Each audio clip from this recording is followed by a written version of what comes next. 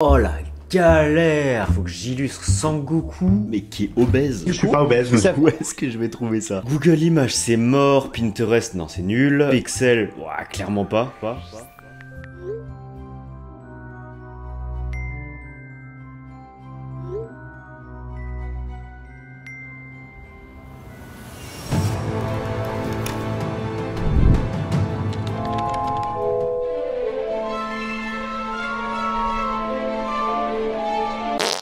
C'est nul! Bah ouais frérot, vouloir utiliser l'IA pour illustrer tes vidéos, c'est bien, mais si tu sais pas encore t'en servir, t'attends pas à des miracles non plus. Mais t'inquiète pas, je suis là pour faire passer tes illustrations de ça à ça. Ok les gars, aujourd'hui le plan il est ultra simple. Je vais comparer 3 outils pour générer des images avec IA. Ouais, mais c'est payant? Oui, c'est payant, évidemment. Mais que tu sois créateur de contenu ou monteur pro, du temps de gagner, c'est de l'argent de gagner. Et en plus, t'augmentes ta qualité. Putain, on dirait j'ai lâché une punch de RC là. Claqué au sol! Je vais vous présenter 3 outils que j'utilise personnellement tous les jours pour mes montages. Je te laisse mettre un like à la vidéo. On a encore une petite chaîne les gars, donc franchement ça ferait grave plaisir. Allez, sans plus attendre, je vous présente le premier outil. Et on se retrouve direct sur Midjourney. Je vais vous montrer comment ça fonctionne. Vous allez évidemment sur le site internet Midjourney. Vous tapez Join the Beta. Évidemment, vous devez créer un compte au début. Et vous allez tomber sur cette page. Donc cette page qui paraît un peu compliquée effectivement au début parce que on est sur un serveur Discord. C'est quoi ça? Pour les plus nerds qui vont regarder cette vidéo, vous connaissez sûrement Discord. Mais pour ceux qui n'ont pas forcément l'habitude, c'est une plateforme qui peut ne pas être forcément très intuitive au début. Donc je vais vous montrer rapidement comment ça fonctionne. Mais voilà, sachez que c'est vraiment l'outil le moins intuitif des 3 que je vais vous présenter. Dans tous les cas, vous êtes sur la page Discord de Midjourney du coup. Et vous allez rejoindre n'importe quel serveur. Vous avez général 1, 2, 3 vers l'infini. Et on va arriver sur cette page. Alors vous voyez, c'est comme un chat un peu. C'est un peu bizarre première vue. Et en fait, on voit toutes les requêtes qui ont été effectuées par les différentes personnes sur cette plateforme. Pour faire une demande, si vous voulez, de génération d'images, vous allez devoir taper ce qu'on appelle un prompt. Qu'est-ce qu'un prompt? Un prompt est un texte que l'on rédige à destination de l'intelligence artificielle afin qu'elle puisse produire un résultat qui réponde à nos demandes. Il doit être court et précis et implique d'avoir des connaissances dans le domaine sur lequel nous souhaitons effectuer des recherches. Et ce prompt, vous allez devoir le générer en anglais. Alors c'est pas un tuto complet Midjourney, sinon ça prendrait vraiment 1 heure et c'est pas le but. Mais je vais vous montrer quand même les petites bases de ce logiciel. Alors, on va aller taper dans la petite barre de recherche en bas,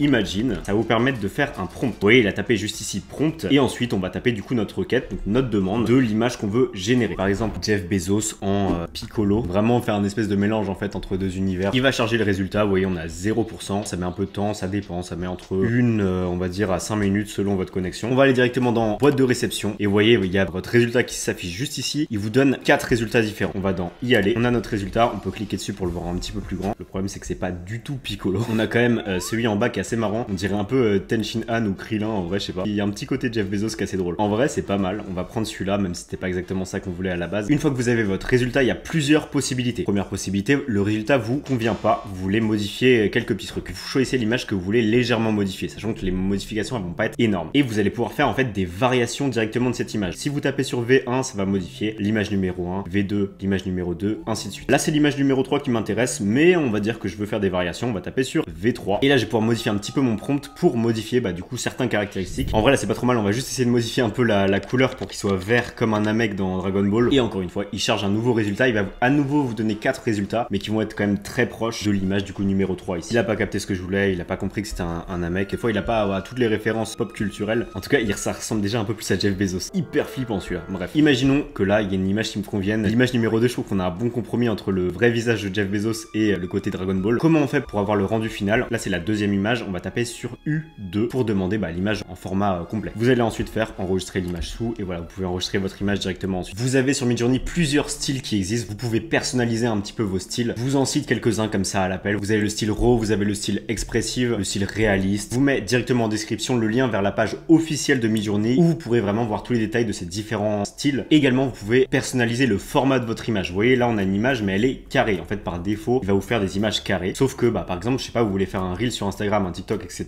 Peut-être que vous voulez une image verticale pour qu'elle prenne tout l'écran. Ensuite vous pouvez aussi modifier les paramètres. Pour ça, au lieu de taper Imagine, je vais juste taper Settings et il va vous présenter directement vos paramètres. Vous avez différents paramètres, le mode normal, les anciens modes qui existaient, les nouveaux modes mais qui sont encore en mode alpha. Par exemple alpha c'est avant la bêta, c'est-à-dire que c'est pas encore au point mais c'est un peu un test. Petite astuce personnelle, vous pouvez notamment modifier le mode et aller chercher le mode Niji. Le mode Niji en fait qu'est-ce qu'il va vous permettre, c'est de générer des images un peu dans le style manga, dans le style animé, etc. Je vous conseille le mode Niji V4 et pas V5 parce que le V5 d'expérience, les images sont beaucoup moins belles. Si vous êtes un peu dans la thématique manga ou si vous kiffez ça, bah n'hésitez pas à prendre le mode Niji. Et je vous présente directement le deuxième outil qui va être Canva Pro. Alors oui, Canva à la base c'est pas un outil d'intelligence artificielle. Donc personnellement c'est l'outil que j'utilise le moins pour la génération d'images en intelligence artificielle, mais ça peut éventuellement vous servir si vous avez l'habitude de cette interface par exemple. L'avantage déjà c'est que tu peux lui parler en français. C'est encore des trucs très basiques, tu peux pas lui faire des demandes de ouf non plus. Pour utiliser cet outil, on va aller directement dans éléments. Vous allez descendre un petit peu, vous allez avoir générateur d'images par IA. Vous allez taper sur générer la vôtre et là vous pouvez directement rentrer votre prompt. Donc vous voyez c'est beaucoup plus intuitif. Vous pouvez directement taper voiture volante par exemple. Il charge le résultat, donc c'est hyper simple. Même un enfant de 8 ans pourrait utiliser ça clairement. Et vous voyez, vous avez directement votre résultat qui s'affiche juste ici. Encore une fois, 4 résultats différents. Vous pouvez cliquer sur l'image que vous désirez, l'agrandir au format que vous voulez, etc. Là par exemple, on a une voiture volante. Le style est assez cool. Vous pouvez modifier un petit peu les styles. Vous voyez juste en dessous, donc on a manga, imaginaire, photo. Voilà, c'est beaucoup plus intuitif comme vous voyez que Midjourney, où là c'était beaucoup plus compliqué. On aurait juste à taper manga. On réessaie pour voir ce que ça nous donne. Et voilà, déjà on a des résultats qui sont grave cool. Moi j'aime bien. On prend celui-là et voilà, vous avez une voiture volante en style un peu manga. Je vous laisse vous amuser un petit peu là-dessus. Par contre, ce qui est déjà beaucoup plus intéressant sur Canva que j'utilise personnellement beaucoup, c'est l'édition d'images magiques. En quoi ça consiste? En fait, ça va vous permettre de modifier les caractéristiques d'une photo. Par exemple, j'ai trouvé une photo de René. C'est honteux. Là, imaginons, je sais pas, je veux transformer son micro. Là. Je vais aller dans modifier la photo, édition magique. Vous voyez, j'ai un petit pinceau, donc on peut agrandir ou diminuer la taille du pinceau. Là, je peux aller assez large. On va sélectionner la zone qu'on veut modifier. Donc là, c'est le micro en l'occurrence. On n'hésite pas à aller assez large, sinon il va rester un petit peu d'image. On appuie sur continuer et là, on tape du coup notre prompt. Je vais demander un bouquet de roses. Comme tout à l'heure, il nous propose 4 résultats différents. On va voir ce qu'il nous propose. Et voilà, on a notre magnifique René avec un petit bouquet de fleurs. C'est magnifique. Je vous laisse évidemment imaginer toutes les dingueries qu'on peut faire avec cet outil. Outil numéro 3, dernier outil, celui que j'utilise le plus actuellement, ça va être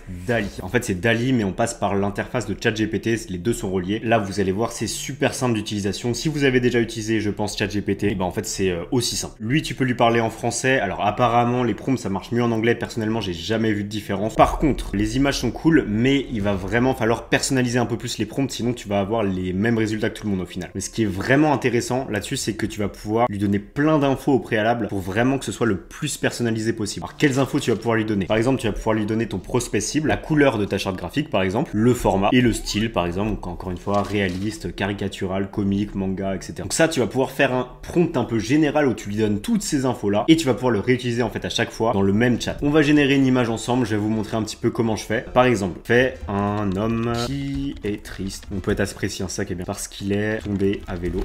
C'est vraiment le premier truc qui me passe par la tête. Je suis pas très inspiré aujourd'hui. Dans un style caricatural, en utilisant principalement la couleur rouge, on va dire. On tape entrée. Il va nous charger le résultat. En ce moment, ça prend pas mal de temps. ChatGPT, ça bug pas mal en ce moment. Ça charge, ça charge. Vous pouvez partir faire autre chose en même temps. Clairement, des fois, c'est un petit peu long. Voilà, vous voyez, on a notre résultat. Moi, j'aime bien. C'est toujours assez cool. Vous voyez le style caricatural avec la grosse tête, les gros yeux, vraiment l'expression très expressive. Il nous a favorisé la couleur rouge, effectivement. C'est exactement ce que je voulais. J'aurais pu lui demander un format vertical, j'ai pas pensé. Évidemment, si vous voulez la modifier après, on peut très bien lui demander de la faire en vertical, en horizontal c'est pour YouTube, etc. Vous l'avez vu, c'est possible de créer des images de toutes pièces et dans des styles ultra personnalisables. Mais si vous voulez mon avis, on est vraiment qu'au tout début de l'IA dans la génération d'images et surtout de vidéos. Parce qu'il y a plein de petits nouveaux outils qui sortent en ce moment justement sur la vidéo, sur l'édition de vidéos et même la génération de vidéos entièrement par intelligence artificielle. Je vous laisse vous abonner, liker la vidéo comme d'hab et je vous dis à mercredi prochain, si elle sort mercredi parce que putain ça va pas sortir mercredi.